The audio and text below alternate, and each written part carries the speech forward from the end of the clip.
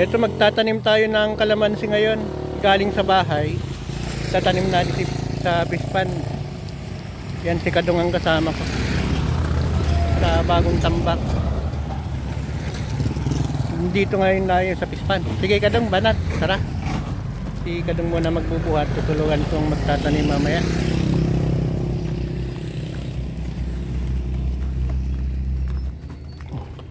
Tapos update lang tayo kasi yung bagong parte na naman yung paggawa ng pilapil.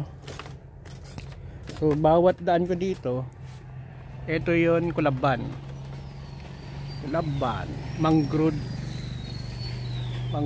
mangrove tree fruit. Kapag nakapagpadami ako dyan, pwede tayong mag-dispose. So pahinugin natin yung bunga.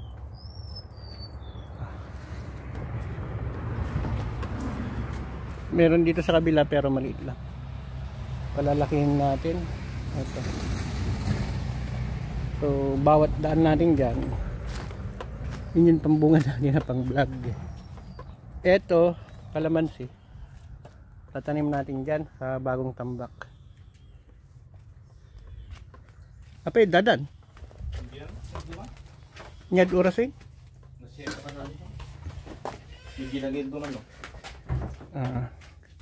Andito na daw sila.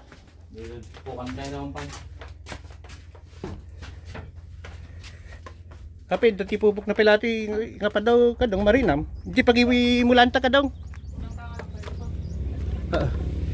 So nandun na sila oh. Alas 7 pa lang pero inaagahan nila yung pagpasok para hindi mainit. Tapos mas maaga silang aalis. So ito yung tatamnan natin ng kalamansi. Hanggang doon. Kung saan yung mararating niya. Pero meron daw dito sa baba. Sabi ko mababa na yun. Baka mamatay na lang yan. Dito banda. May pa isa-isa. So gusto ko dito. Andun. So dito tayo sa taas. Parang kapag nagkaugat, ano na rin ng ng titibay yun titibay yun tambak natin kasi tignan nyo parang ugat na lang konti lang ang lupa. Yung tambak natin puro ugat ng barangbang sa kanipa.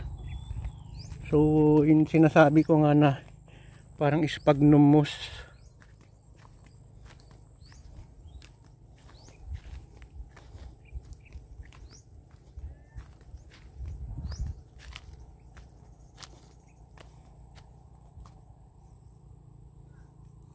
Pwede yung nyug dito. Maglalagay siguro tayo ng nyug din.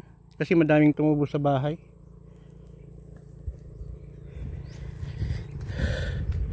So dito. Nakalimutan ko pa yung tubig ko.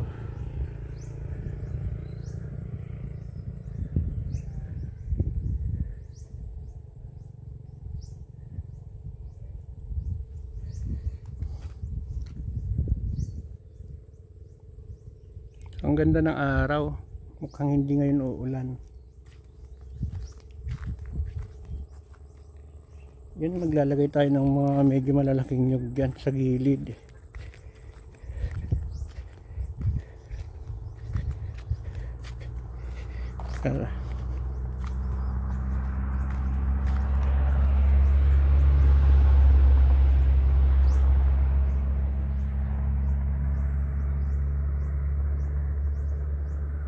Ito, yung tambak na bago. Tambak ang tawag namin. Lalagyan natin ng kalamansi.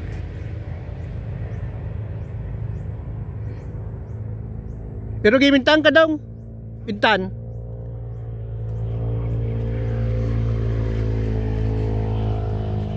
Punit daw eh. Ito eh. At dati ko am. Bunang, atin eh. Bunang ko. Pakapailan ng kalbungan. Wait, sige rat. Mangalakan tuman ti ko kadong ori sa nga pulungan nyo. Gidi sirok ti mangga gidadakkel. Gidadakkel nga tibukol na nga timula tatigid na. Ori sa nga pulo 1.15. Di kaya di kwa. So nagpakuha tayo ng nyug. Tatanim na rin natin.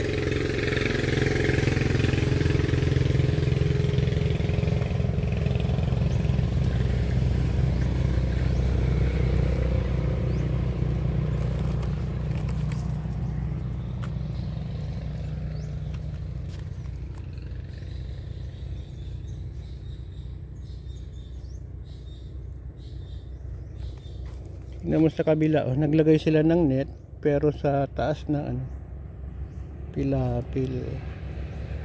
Mataas dati ito, may-ari ano, doktor na ano daw, neurosurgeon ata.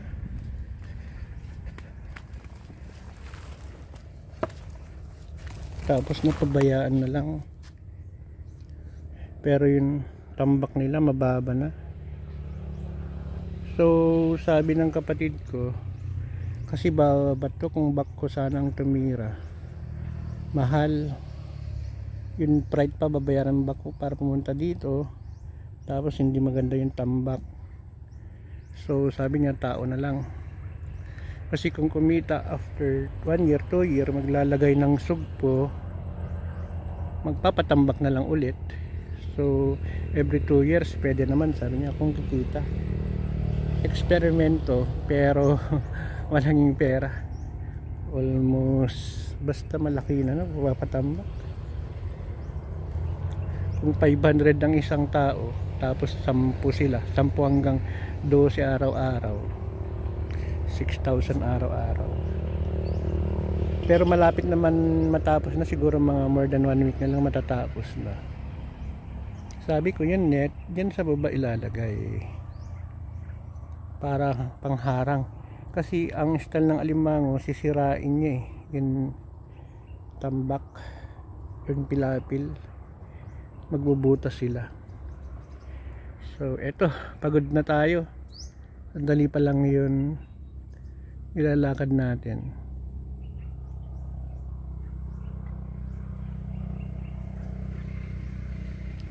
So ang gagawin natin, magtatanim tayo ng kalamansi sa kanyog.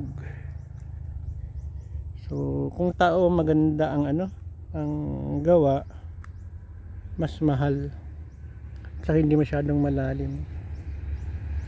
Kapag backhoe naman malalim nga pero pangit yung tambak.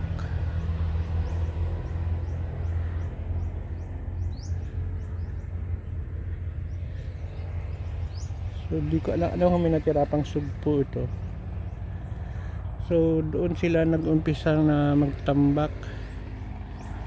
Tara, balik tayo doon.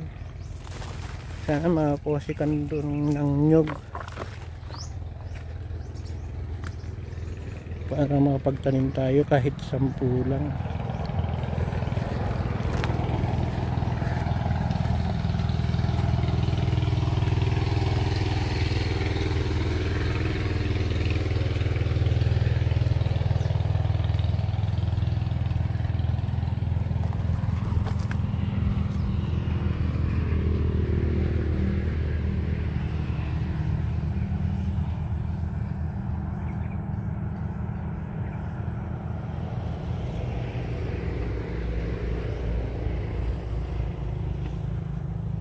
Naalala ko pa nung nagtatanim pa kayo ng tatay ko ng nyug, nung buhay pa siya 3 years ago.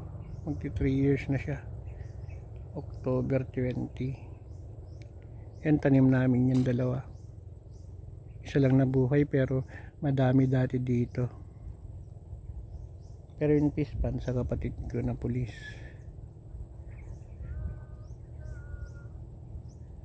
So yun yung alaala, dalawa ata yun, nabagyo yung isa. So pwede siguro itanim dito sa loob yun. Tingnan natin kung paano mamaya pag nakapagdala sila. So balik tayo sa kubo kasi mainit. Tabi to ng highway, yan lang yung highway. So kitang kita tong fish pond eh. Pag yumaman ako, bibiling ko yun nasa kabila para magkatabi ng kapatid ko.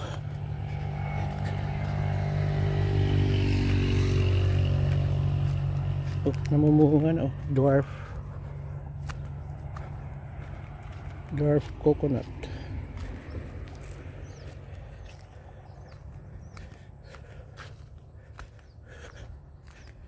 Eto katuray to, nauulam yan, bulaklak niya. So titingin-tingin tayo dyan kasi baka may kulaban, bibihiran na ang kulaban doon banda, pero for sure kapag lumaki na naman yun, kakahuyin lang, gagawin panggatong. Eto naman batano, nakabulag yung dagta. Ito pala tanim namin ng tatay ko, bale dalawa lang nabuhay. So pupunta tayo sa loob ng floating rest house.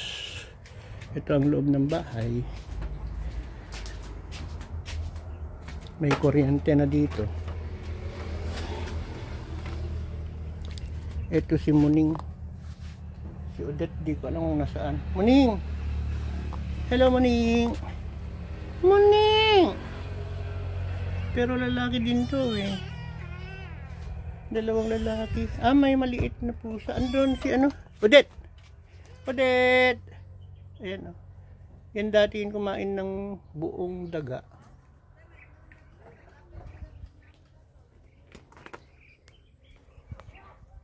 Tapos yung mga duck natin. Ito.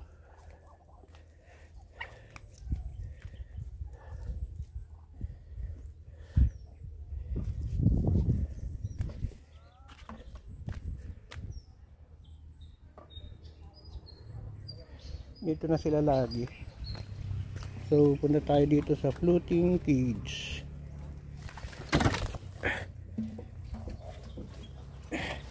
Nabasa tayo, buti hindi tayo yung paa lumubog.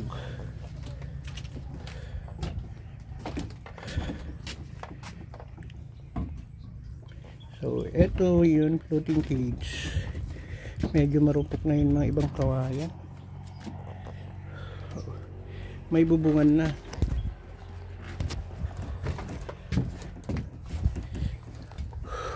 So eto, takpan na yun, bubungan.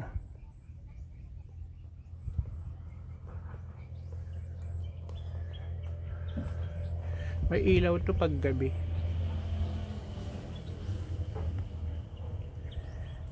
So yun, kabilang bahay yun, sa pinsan, asawa ng pinsan namin na may-ari. Ay ano, pinsan ng tatay ko, kita namin pero bata pa, si Tita Weng. Yan. So ito yung gamit natin, may dala-dala pa tayong stethoscope kasi pinapakinggan ko yung likod ng mother ko every now and then dahil may halak. Hindi ako matagal doon sa bahay kasi maawa ko, payat na siya. So marupok na. So andun nagtatambak na sila. Hindi ko alam kung makapunta tayo mamaya.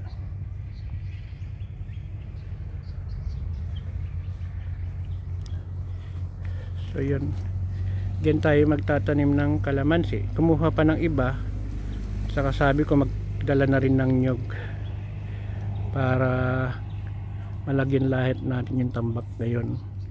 Kasi wala rin naman akong ginagawa sa bahay, nagtatanim-tanim lang ako doon.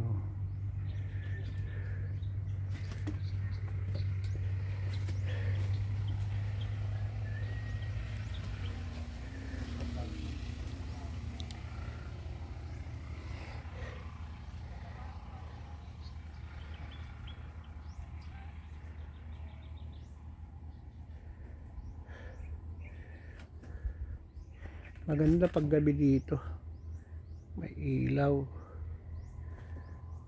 So yun, hintay lang natin sila sandali tapos magtatanim na tayo. So pahinga muna ako. Bye bye po.